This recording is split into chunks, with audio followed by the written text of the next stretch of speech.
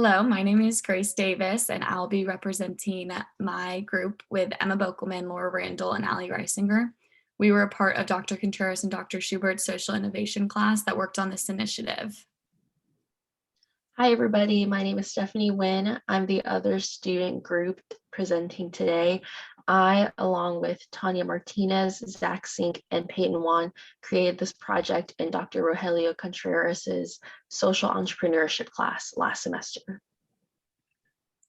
Here are some university leaders that really helped us with this initiative: Dr. Paul Adams, Dr. Johnson, Xavier Mendina, Dr. Yvette Murphy-Irby, and Dr. Contreras helped us bring this initiative to life, and throughout the process, we really learned a lot from them as well.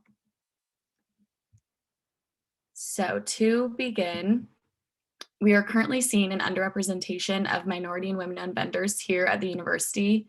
We were given the opportunity to facilitate and recruit these vendors and give them a new and easy-to-use path of growth that works in tandem with the university. Our plan will foster these vendors as well as create an entire cohesion amongst them and those they work with at the university. There's still a large potential of growth here, and we believe with our three-step plan, we will be able to see this growth exponentially for years to come. This project was in collaboration with the university's procurement office, who was able to provide us with some insight on the university's current standing in accomplishing the Minority and Women-Owned Business Economic Development Act, which says that 15% of total purchased goods and services need to go to minority vendors. You can see the university's current trend to reaching this goal since the 2017 fiscal year from this graph on the screen. Currently, we are exceeding the goal, in part to the procurement office's dedication to provide resources for potential vendors and raise awareness on benefits for minorities doing business, such as not going through the competitive bid solicitation process and accelerated payments. However, there is potential to grow. One of the procurement office's goals is to maximize minority spend, not just meet the 15%. And additionally, it's vital for the sustainability and longevity of this trend that we're currently seeing to continue to work at and maintain this goal. We see that 117 minority and women-owned businesses are vendors and they're registered with the system, but due to the recent change to needing an Arkansas Administrative Statewide Information System, or AASIS ID number, this number used to be larger. Some other areas of growth that we can work on include institutional and cultural change to make our institutionally actively more engaged with this initiative. So because we see that there's a lack of intentional recruitment of vendors, we think that an active and engaging recruitment process should be implemented. Secondly, we want minority businesses to be financially and operationally capable to making a contracting commitment with the university. So this is why we should show a commitment to their growth and aid in equipping them with necessary business skills. Lastly, the process of registration is long, tedious, and confusing. We want to make this information as easily digestible as possible.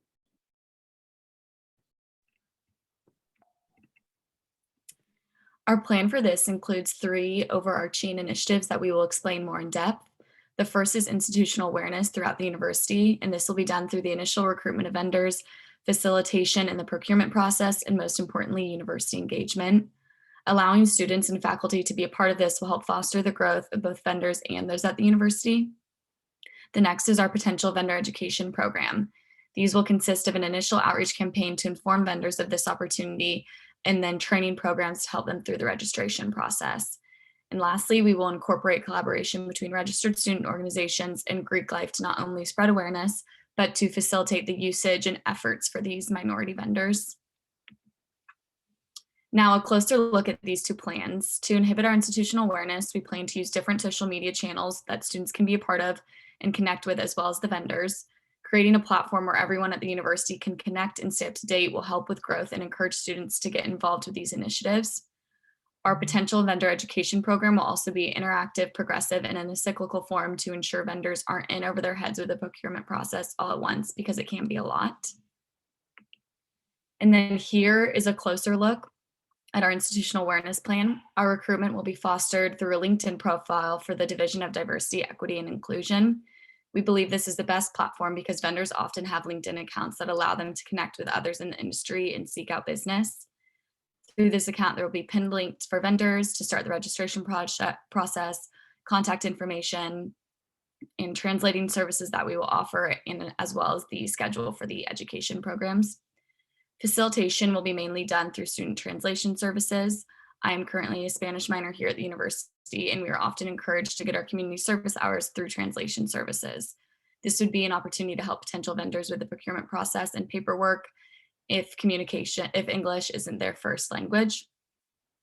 And then lastly, facilitation goes beyond translation. So with university awareness, RSOs and Greek organizations can spread awareness and usage with the incentive of Spirit Points. These organizations use vendors a lot for catering, t-shirts, and other things, and there's a highly untapped market located at the university and a lot of organizations that would love the idea of this if they only knew that this was an option to them. For our potential vendor education program, on the screen, you can see an outline for a potential pilot program that potential vendors can attend each academic semester. This is a collaborative effort between the university and local organizations. And the plan is to host a series of workshops that can be repeated each semester with a new group of potential vendors. We will first begin with an outreach campaign to recruit vendors to our program. Among other marketing materials, mixed media materials will be distributed to organizations and across town, referrals will be utilized, and partnerships with local chambers of commerce and mayors will be created to help in this process. Next is our lunch and learn information session, a vendor assembly with the university to explain the program in further detail, including expectations. This next section is to convey the series of formal training sessions intended to increase vendors' knowledge on registration and to equip them with skills to make them viable and sustainable vendors. The content of these workshops can be revised, but these are the examples we came up with. Aside from learning about the procurement process. We would utilize resources on hand to lead these trainings. Members of the Procurement Office, Ideals Institute, and Arkansas Small Business Technological Development Center are just a few examples. The program ends with the Vendor Expo, which serves as a marketing and public relations opportunity. This is an opportunity to celebrate the end of the program and for business owners to meet with university leaders and department heads. The goal is to connect the bridge between the principal and the agent and to see the mutual benefits between this partnership. Because this program is meant to be repeated each academic semester with a new class of potential vendors each time, the potential vendors in each class are able to grow and build upon each other, forming cohorts, camaraderies, and a space for collaborative thought. And then to take a look at the budget we would need to implement this initiative, overall it is fairly moderate with $3,000 for student support per semester, class materials at $500 per year, consumables for the in-person events such as the vendor expos at $500 a year, marketing at $250, and then space rental fees at $250 as well, totaling to $5,000. Thank you. Thank you. That's amazing how far you have gone already with this project, with this initiative, presenting to the executive committee of the university. So this is an amazing experience. And you also mentioned at the beginning that you learned a lot with this. So what are the main things you learned during this process till today? I think something specifically for me, I don't know about Stephanie, but I learned that a lot more goes into implementing these initiatives and actively seeking diversity, equity, and inclusion rather than putting it on maybe your goals, but there's a way to make it active and something that you implement in your everyday. And although there can be a process to apply that to a university, it is definitely going to be worth it in the long run. Yeah, I agree with Grace. And something else that I would add is just all of the background knowledge that you can receive about stuff that's happening in your own backyard, things that are happening within the university, rules and registrations, and yeah, like initiatives that you just have no idea about, but affect you every single day. And then I know that students can do all kinds of different issues that they're passionate about, whether it's food insecurity or homelessness. And you're just, as you're living your everyday life, you're not aware of these issues. And so it's very eye-opening, and it's really sometimes concerning to learn about these issues, but it's also inspiring to be able to do something about it. Yeah, I think it's inspiring, your example as well. What can you say about the challenges probably you've met during, maybe before class, during class, after, having this initiative growing? What were the challenges and how you were able to overcome them and learn with them? I would say for this specific initiative, one of the challenges was juggling a lot of different contacts and a lot of people having different overall goals and specific goals and opinions and way things should be implemented. And so combining that all together into one large initiative, and then Stephanie and I combining our initiatives, it was a process to make sure that we kind of picked and choose what was most important to us and what we thought would work the best for our overall goal. I think that was the most difficult part, but it was also the most rewarding to kind of see everybody's opinions come together and form a really good plan at the end. Yeah, and to piggyback off of that, I think that as a student, it is really overwhelming to receive all of that information at once. And so at times it can be, like I said, overwhelming and maybe frustrating, and you're not exactly sure what your path should be like and how to synthesize all that information. What I would recommend is probably like narrowing your scope and not being as ambitious. I'm a pretty ambitious person. I kind of want to tackle on all at once and all the issues at once. But especially if you view at this kind of more like as a pilot program or something to build off of, it's much more easier to tackle than if you wanted to take on a whole issue at once. Yeah, thank you. And you already mentioned some recommendations in terms of that as well.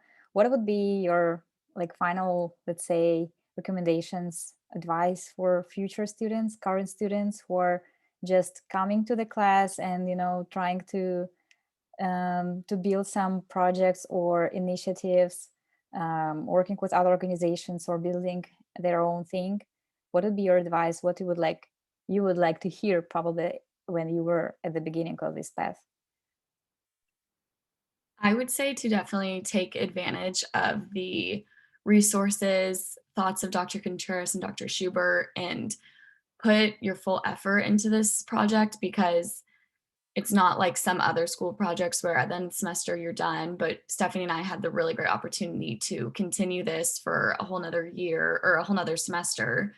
And that was really, really rewarding to see that although it may be a school project, it's something that's gonna, at least for us, affect the lives of people that are going to come to the university in 5 years and 10 years. So put your full effort into it, even though it may be a lot of work, it's worth it in the end, definitely. My recommendation would be to, well, first is to say that it's okay if you don't know what your idea is for a project for a long time. It's not easy to come up with it, but there are lots of people who will help you come up with an idea. Your instructors and the people, whatever organization you're working with, they will like tell you a lot what they would like to see, and then it kind of just all falls into place. But my group had a difficult time coming up with an actual tangible thing and something that could be like talked about in as a deliverable. So I would just say to um, like it's okay, and that you'll eventually find the idea. You don't need to come into the class knowing the idea. You don't need to come into the first 2 weeks of coming up with a topic to have an idea. It all will just eventually come once you get all that information.